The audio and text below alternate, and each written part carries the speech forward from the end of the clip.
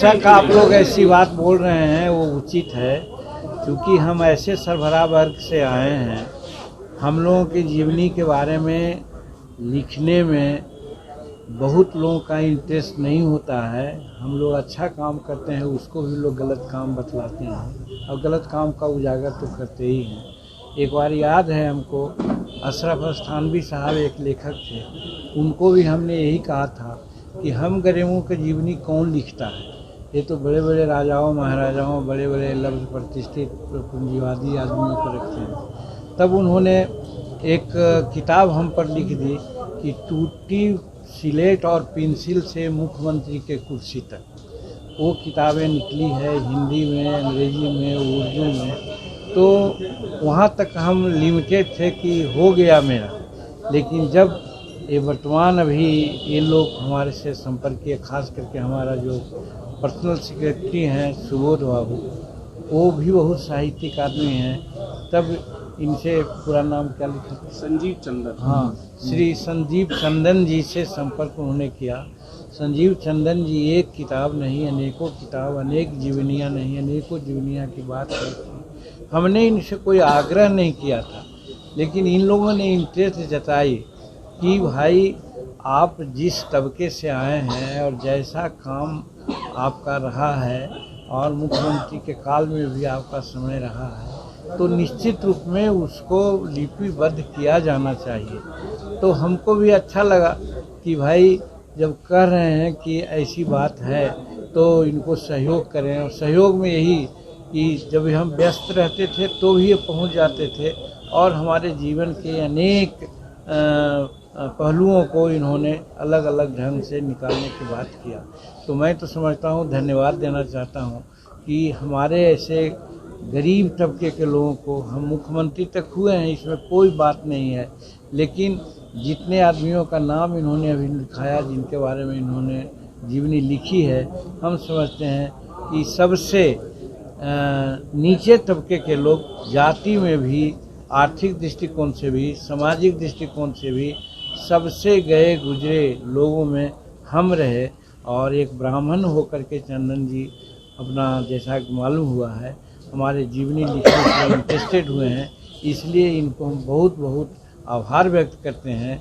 और हम समझते हैं कि मेरे जीवन का जो आकृतियाँ हैं इन्होंने लिखा है, तो हमारे समाज के बहुत लोगों को उसमें लाइन मिलेगा, पथ प्रदर्शन मिलेगा। जैसे एक इंस्टांस हम बतलाते हैं, हम जहाँ जन्मे थे वहाँ पर दो बात, पढ़ाई लिखाई का कोई हिसाब नहीं, राजनीति में आने का तो कोई सवाल ही नहीं।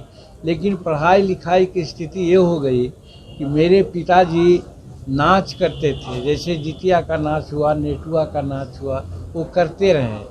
और जब कहीं दशहरे के अवसर पर, दिवाली के अवसर पर वो नाच करने के लिए पैसे लेकर के कुछ लोगों के साथ, समूह के साथ जाते थे, तो वहाँ पर 10 दिन 5 दिन रहते थे और वो गाना गाते थे और गाना डेली नया नया गाना गाते थे।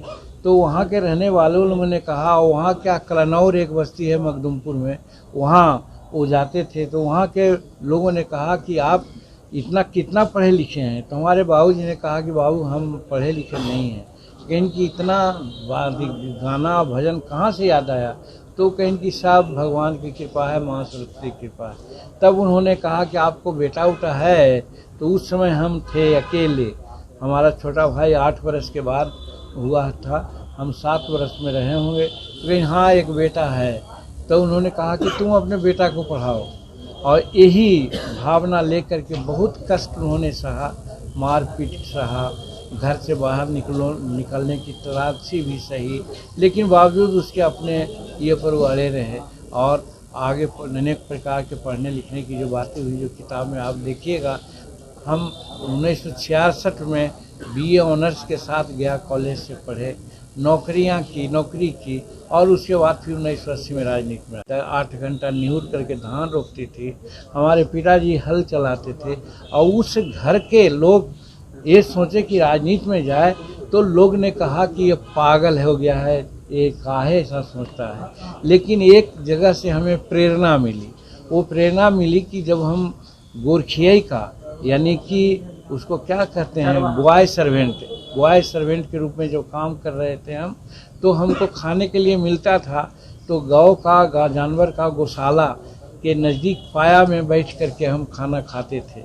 खाने के समय में जब जानवर को देखा, बैल को देखा कि कौरी करता है, मुंह चलाता है, अब मुंह चला रहा था तो हमारे दिमाग में बात आई कि ये बेचारा इतना परिश्रम करता है और आज खाता है, कल भी जाएगा मजदूरी करेगा और उसके बाद ये मर जाएगा, दुनिया में इसको कोई नहीं जानेगा।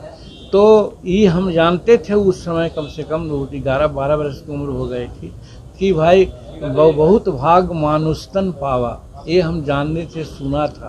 तो हमको लगा कि हम मनुष्य घर में जन्म लिया है तो हमको सिर्फ इस तरह से कमियाई करेंगे, गोरखियाई करेंगे और पढ़ेंगे लिखेंगे नहीं, या पढ़े लिखेंगे भी हम नौकरी करेंगे तो हम समाज को क्या देंगे। हमको उसी समय प्रेरणा आई कि हमको राजनीति में रह कर के समाज को देखना चाहिए और एक मन में संकल्प ले लिया था कि बरों शंभु नहीं तो रहो कुंवारी, यानी हम जाएंगे तो राजनीति में जाएंगे और नहीं तो 1966 में ग्रेजुएशन किया था। जिस क्लास में हम पढ़ते थे उस क्लास के लोगों को ट्यूशन करते थे तो हमको 25 रुपया मिलता